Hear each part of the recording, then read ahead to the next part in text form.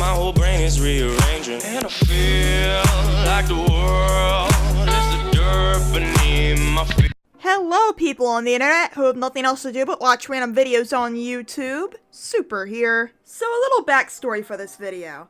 I completely forgot that this manga existed until Mocha, aka the person who makes my streams a bit more tolerable, brought up the Pokemon Mystery Dungeon manga series, which I haven't read myself. However, I remember that I had some Pokemon manga somewhere, which after going down memory lane, I found the first 3 books of. Purchasing 3 books was expensive enough, so when I was younger, I just leached off the local library. It simply was called Pokemon Diamond and Pearl Adventure. I'm guessing they wanted some of the popularity around the Pokemon Adventures manga to get mixed into this book series as well. However, that very obviously didn't work. It ran from 2008 to 2010 and it seems relatively forgotten. I actually looked it up on YouTube to see if there's any videos made on it.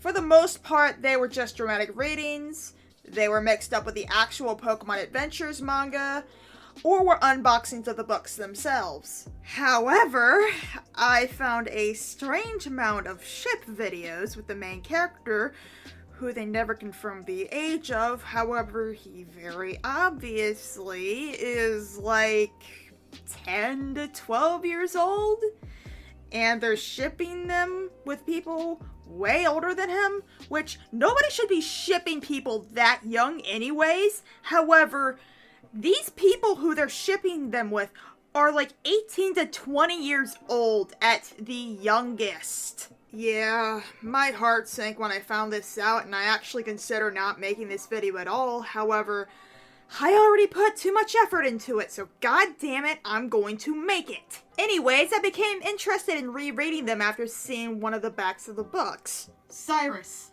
I'm trying to sneak around, but I'm dummy thick, and the clap at my ass cheeks keeps alerting the trainer. And I instantly became intrigued. Also, if it wasn't obvious enough, spoilers for the first 3 books of this manga series. I don't think you really give too much of a shit, but here's the warning if you really, really needed it.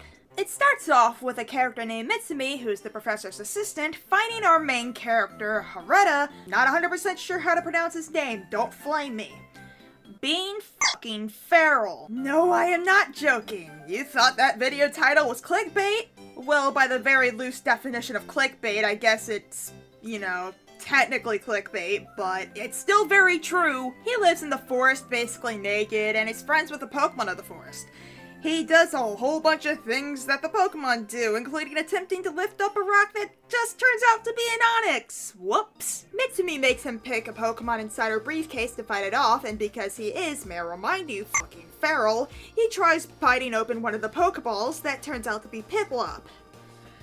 That opens up inside of his mouth, so we are introduced to this Pokemon by him fucking voring it. I could not make this shit up if I tried. It only gets weirder from here, folks, so just be prepared.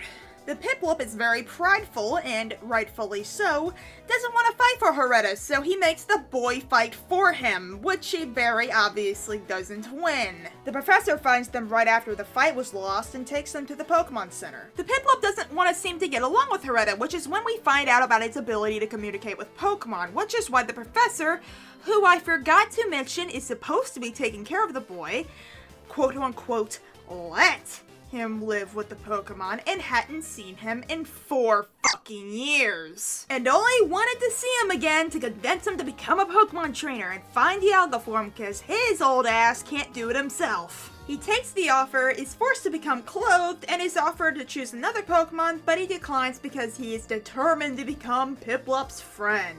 They find the same Onix from earlier, only it seems to be acting more pissed off than normal. They come to the conclusion that someone must have done something to it, so Harada tries getting Piplup to fight the Onix, however, it doesn't want to, even after Harada took a hit for Piplup. And so now he's determined to defeat it on his own. Mitsumi has her Starly help him, and some Pokemon from the forest help him as well, however, this seems to do nothing. He very obviously can't defeat Onix on his own, however, he still holds on to him being his friend. So Piplup comes in to rescue him. It uses Bubble Beam, which is powered by the Torn ability Piplup has, which if you rightfully forgot, increases the power of water-type attacks when the Pokemon is at low health. After helping the Onix regain its original self, Harada gains the Pokedex from the professor and heads off on his journey. Now, from this point forward, I won't be saying everything that happens in the book because that would take up way too much time, and I'll just talk about things that I find strange or important to the story. So they arrive in Jubilife City and come into contact with a reporter and her crew who offer to have a Pokemon battle with Harada, which would have been his first if he didn't throw his Pokeball into the cameraman's crotch and had Piplup be trapped in between his legs. Also, if you were wondering about that thumbnail, yeah, that actually happens. Team Galactic attempts stealing his Piplup and bind them both in string shot, and when Team Galactic thinks they got away, Harada starts moving towards them like a caterpillar, and he bites one of the grunts on the fucking ass! God, no wonder I grew up like this when one of my long-lost memories is of a man with the cake of a god getting his ass literally eaten. After that wonderful sight, they escape the grunts, he defeats the first gym leader, and we are introduced to a character who in the anime you may remember as Barry. But in this, his name is Jun, who is a creepy ass guy. He also really wants to fuck Mitsumi, which, I'll be completely honest, I'm pretty sure this girl is the reason I am not straight. Anyways, Jun challenges him to a battle, which then he realized that, hey, this kid doesn't know how to catch more than one Pokemon. So he shows him how and he ends up catching a Shinx so they can fight. However, before the two trainers can actually fight, they come to find out that the power plant is getting attacked by guess who? They defeat one of the Galactic Commanders, aka Mars, and our heroes move on to Eterna Forest. Harada catches a Mischievous who scares the absolute shit out of Mitsumi. They encounter Eterna's gym leader, who is protecting the town from Team Galactic intruding in. He wants to battle her. She declines, however Piplup fucking pecks her ass. Why was I allowed to read this at the age of 10? They fight and oh look, Harada defeats her. I'm actually gonna cut out the rest of this book since it really doesn't affect the story in any significant way and the video is gonna be long enough, so on to the second book! It starts off with our main characters running through Mount Cornet and into Hearthome City. Harada is interested in the Coliseum and proceeds to find out what a Pokemon contest is. Jun, the creepy asswipe, reveals to be entering the contest and Harada wants to as well. Harada and Jun both fail miserably. Also, Piplup pecks one of the judges' dick. After they get kicked out, it is revealed that Mitsumi has entered a master level contest and even has an Infernape. After an amazing performance, a man is revealed to be watching the contest behind Harada, who claims to be an old friend of hers. Am I the only one getting Kira vibes from him here? Not particularly sure why, it's probably just the dress shirt, but please just stop reminding me of Kira immediately because I really don't want to be thinking about that when I'm watching an insane person. So Harada goes feral, as always, and strips his clothes off after we, the reader, find out that Mitsumi doesn't even have a friend in Hearthome City. A montage is shown of Harada winning 3 more badges, so he gets a bit cocky and wants to fight Mitsumi. However, before they could fight, the Ginger Cake Man shows up, which I will indeed be calling him for the rest of this video. And Harada remembers he bit his ass, so he pokes it. The Ginger Cake Man reveals that he has something to catch Dialga with in his suitcase, and then we are introduced to the champion Cynthia, who trips him. I also have a feeling that she also made me bi, so this manga was way more influential on me than I originally thought. The Ginger Cake Man escapes, and Cynthia tells them to go to Celestic Town to search for clues on Dialga, along with asking them to deliver something to her grandmother there. Oh, and I'm not sure why, but I get strong-ass lesbian vibes from Mitsumi and Cynthia, which for me is very good food. So our heroes head to Celestic Town only to find out that, uh-oh, Team Galactic's already there and they deliver the item needed to catch Dialga. The grandma was already telling off the Ginger Cake Man when Harada arrived.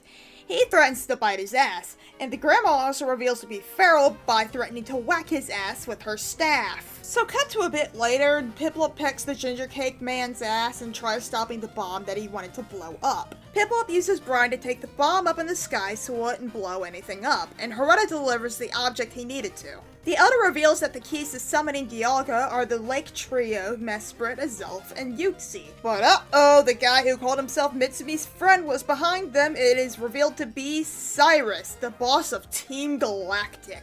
Also, I only noticed this panel now, so that's nice. It also is revealed that Mitsumi and Cyrus have a past of some sort.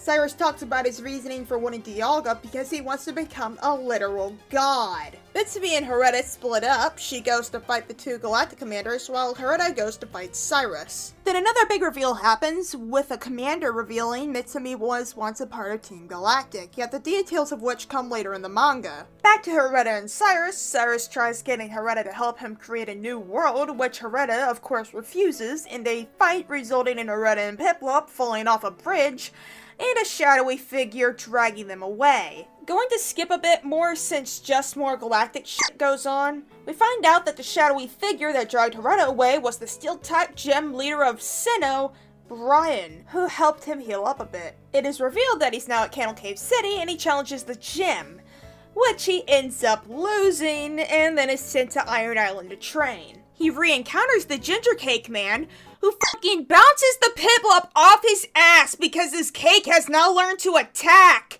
He is too powerful! Harada is saved by a man named Riley, who you may know is that one Lucario trainer. Riley challenges Harada to try not battling with Piplup and he hands him an egg. They encounter another Onyx that seems unnaturally pissed as well, and he catches it with his Shinx and Mischievous. After the battle, the egg ends up hatching into a Riolu, who just happens to be a bitch. They once again encounter the Ginger Cake Man, and the Riolu ends up defeating his Pokemon. Also, Riley's Riolu pokes the Ginger Cake Man's ass with the spike on its hand, so I'm guessing everyone's feral now. Yay! Harada's Shinx evolves into a Luxio after seeing that penetration, and so he goes back to Candle Cave City to re-challenge the gym, but before he can do that, they hear a giant-ass explosion. And that's the end of book 2, but we still have one more book I want to talk about, so hang tight. On to the third book. It turns out the explosion was at Lake Valor, which is where Azelf is. Brian teaches Harada how to ride a bike because, well, the kid's feral, so of course he doesn't know how to ride one. He rides to Lake Valor and comes to find out the water of the lake was gone with Magikarp flopping everywhere. It turns out to, of course, be the doing of Team Galactic, and once again, of course the Ginger Cake Man is there with a bunch of other grunts. Then a bunch of gym leaders show up to fight them so Harada can go to the cave where Azelf is. We then get to Galactic Commander Saturn and Harada almost fighting until Brian interjects. Then proceeds to get his ass whooped by Saturn. Then Saturn and Harada fight. He defeats Saturn's Glade, but after Glade smiles for having fun battling, Saturn crushes his own fucking Pokemon with his Rhyperior. They fight some more, and Harada even uses the Magikarp to attack the Rhyperior. Saturn loses, and afterwards, Cyrus shows up again and kicks him out of Team Galactic. Cyrus and Harada have a rematch as Gyarados tries voring Harada's Piplup, and Harada's Luxio almost takes out Cyrus's Gyarados. However, Saturn sends out his Rhyperior again to intercept it with Lightning Rod and asks for another chance. Cyrus forgives him, the match ends in a draw, and Cyrus gets away again by slithering away on land with his Gyarados. Anyways, Brian was impressed, so he gave Harada the 6th gym badge, and he tries fucking voring it! What even is this? It is then revealed that Mitsumi was fighting Team Galactic at Lake Acuity this entire time. The rest of the book is just a short story about them meeting Deoxys, so I don't think I need to talk about that as this video is long enough already. But yeah, those were the first 3 books of the Pokemon Diamond and Pearl Adventure series. It surprises me that not many people are aware of this manga, and I honestly hope this video inspires people to check it out. As weird as the books may get, that's honestly what gives them their charm. Maybe one day I'll talk about the rest of the series if this video does well, but I honestly wouldn't count on it since this was just kind of a passion project for me. I hope you all got some enjoyment out of this video. Make sure to leave a like if you enjoyed and subscribe to hopefully get notified of my future videos/projects. Alrighty, see ya!